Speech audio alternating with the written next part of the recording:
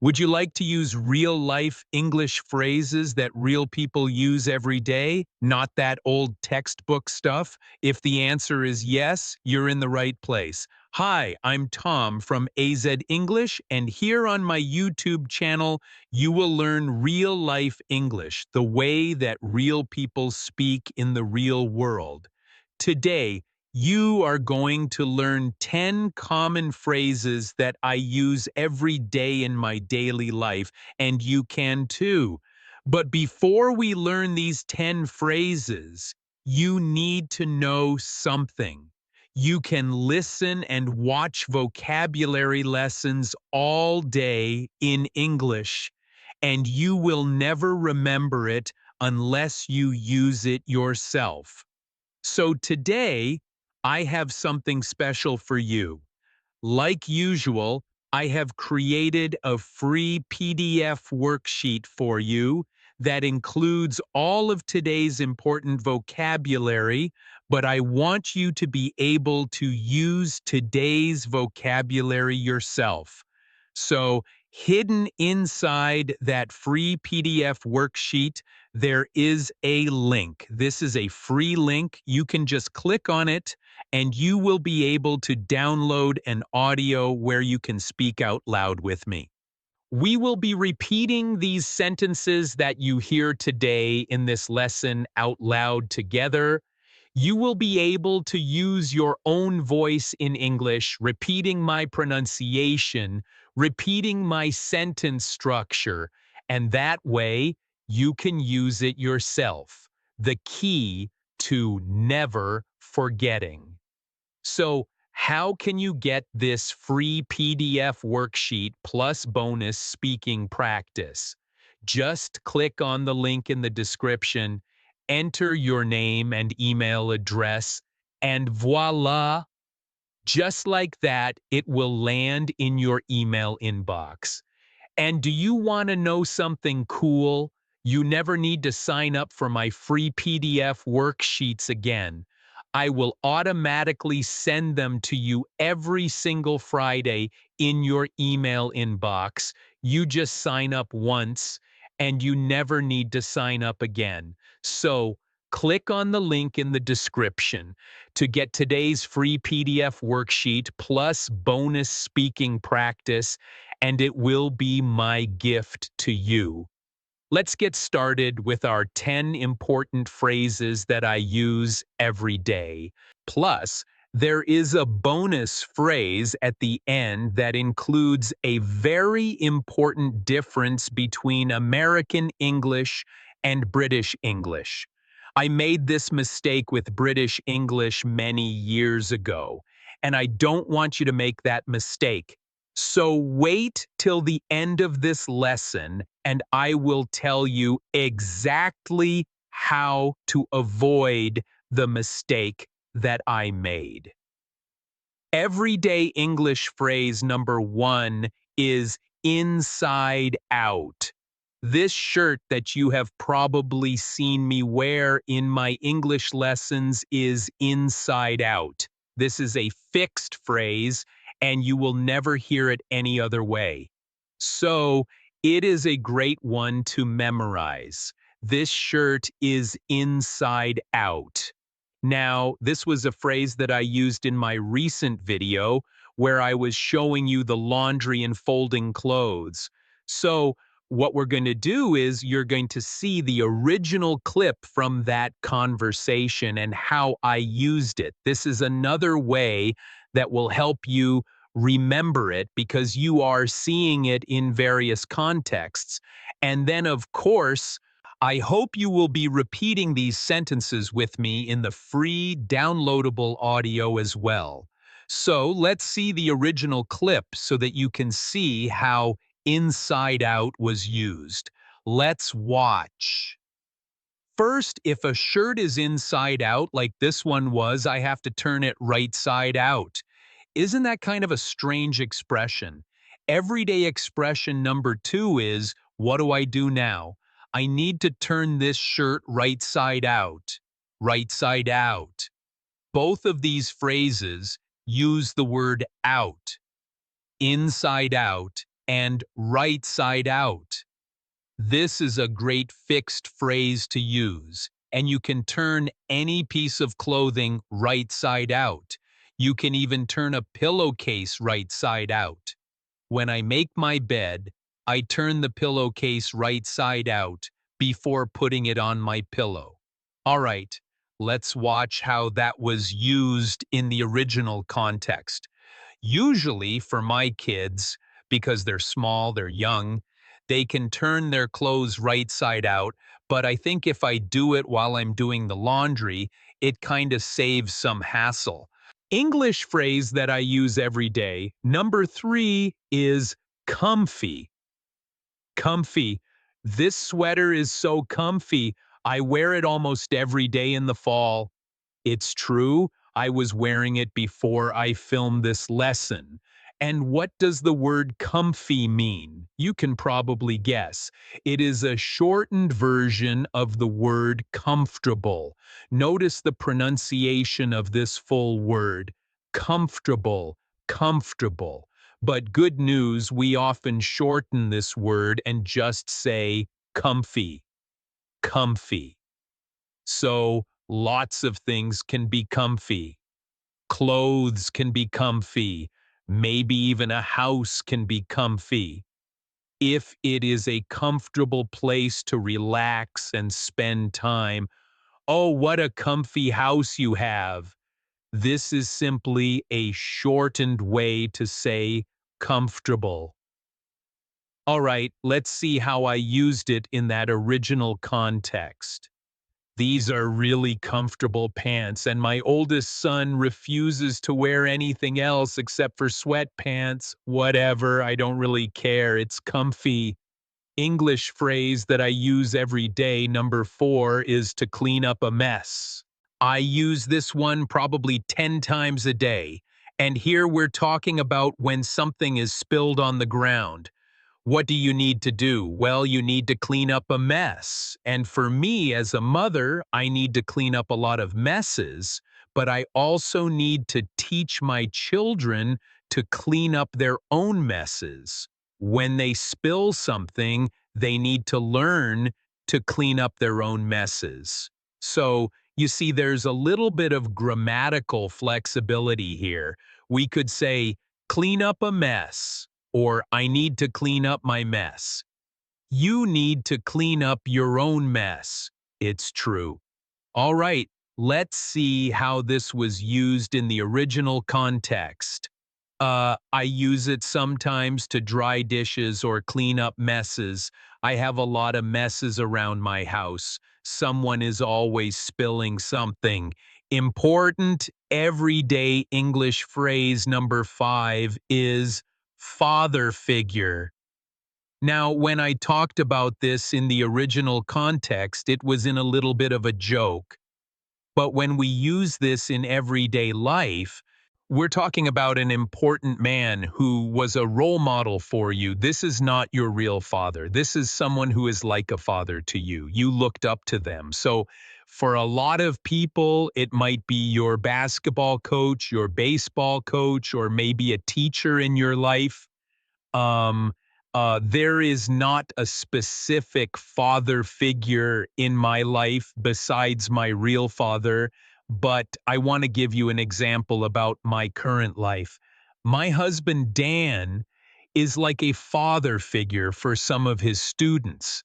Some of his students don't have a father who is present in their life. So, my husband, Dan, is an important male role model for them. Whether or not they realize it at the moment, he is someone who they look up to and someone who is an important man in their life. He is a father figure to many of his students. All right, let's see how this was used in the original context. And I used it a bit like a joke. It's on a t-shirt. So if you want to get the full context for that, you're welcome to watch the original video where I folded the laundry and talked about it along the way. All right, let's watch. Oh, you have to see this shirt. This is one of Dan's t-shirts that I got him. It says, it's not a dad bod, it's a father figure. Important everyday English phrase number 6 is in charge of. I love learning phrases like this because when you learn them together, it's easier than remembering grammatical rules like when do I use of prepositions, what are the rules. No, you just remember the full phrase in charge of. I am in charge of folding the laundry in my house. Next week, my children will be in charge of checking my neighbor's mail because my neighbors will be on vacation. It is their job to check her mail, so they are in charge of the mail. All right, let's see how this was originally used in the context of doing chores at home, and we'll see. Let's watch. Now, Dan, my husband, he is in charge of dishes, so he does dishes every night, and I do laundry, I don't know, every couple of days. Important everyday English phrase number 7 is kind of a long one, so stick with me.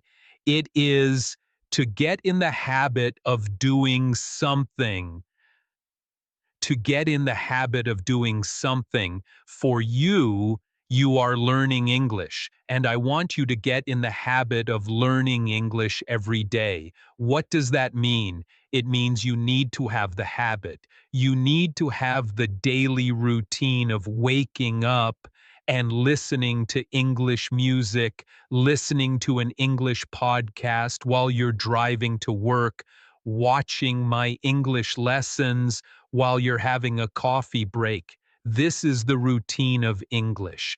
And notice the grammatical structure here. When you get in the habit of learning English, that last part needs to have an ing word, learning English. I want to get into the habit of walking every day after dinner. I want to get in the habit of learning English every day. Make sure that you have that final part grammatically correct. All right? All right, let's watch how this was used in the original context. I know it's not good for energy and for the environment, but we use them all the time. And I think when you get in the habit of using a dryer, it's hard to break that habit, right? Important everyday phrase number 8 is to look back fondly. The key word here is fondly. This means with some happiness, maybe some nostalgia. It's a little bit bittersweet because we're thinking about a good time in the past. We are looking back fondly on something that happened. So, let me give you a little situation of something that often happens in my house. When my mother-in-law comes to visit my house and my kids are making a mess, as I talked about before, and maybe it is the third or fourth mess that they have made that day, I might be a little frustrated.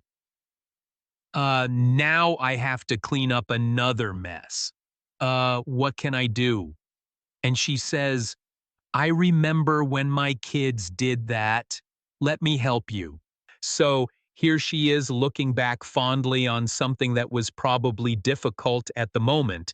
It's difficult to constantly be cleaning up messes for children. But when you are a grandparent, you can think about the past in kind of a more happy way, possibly. It's not that it's not a happy life at the moment, but sometimes those difficult times don't seem too happy, right? So, my mother-in-law can look back fondly on all of the things that she had to do in order to raise her kids, and we can do that as well. We can look back fondly on our childhood, and in the future, maybe we'll look back fondly on today. Who knows? All right, let's see how this was used in the original context. Sometimes kids find the strangest things to have fun with, so I leave it. And I'm sure someday when my kids are grown, I'll look back fondly on those silly things. All right, what have we got left? All right, we're almost at our bonus word. It is coming soon. But first, let's get to number 9. The ninth important daily life English expression that we use all the time, and that is ideally. So here we have the root word ideal. This is almost talking about perfection. Is perfection possible? Absolutely not. But when we are making plans or dreams, we sometimes think about perfection. This is what I would love to have happen. So for me, in my house, ideally, I will have dinner prepared before my children come home from school.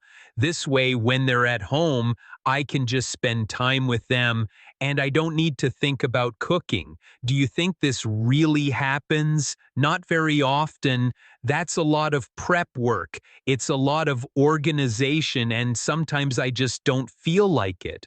So I use the word ideally. In my dream world, this would happen. Ideally, I would be totally prepared when my children come home and I could just spend time with them. I wouldn't need to be cooking.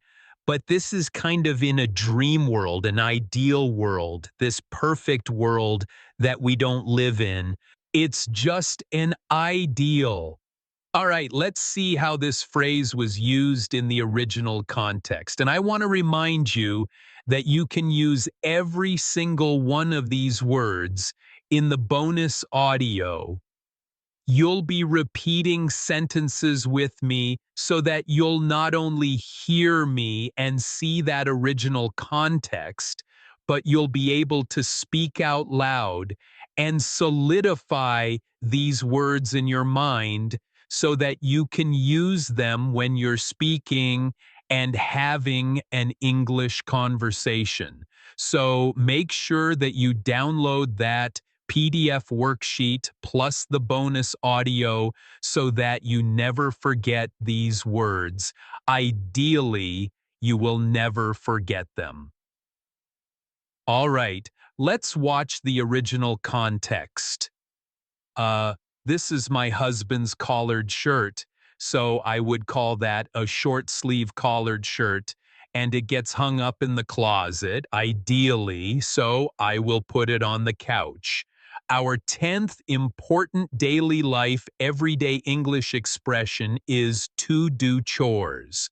What is doing chores? Well, this simply means that you are doing those mundane, not fun, usually tasks that help keep your life going.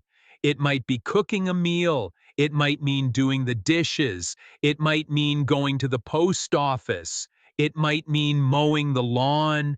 These are things that are necessary. They are kind of the structure of our lives, usually because they happen every day. And these are the things that are necessary, but not always fun. Over the summer, we recently implemented a deep cleaning Saturday with my whole family, and we tried to trick our children into thinking that chores are fun. So we gave everyone a chore to do, and we all do the chores together. This is a way of keeping motivated, but also making it feel like we are a team. We are working together. Kids can do chores, adults have to do chores, but sometimes it's more fun when we just do chores together.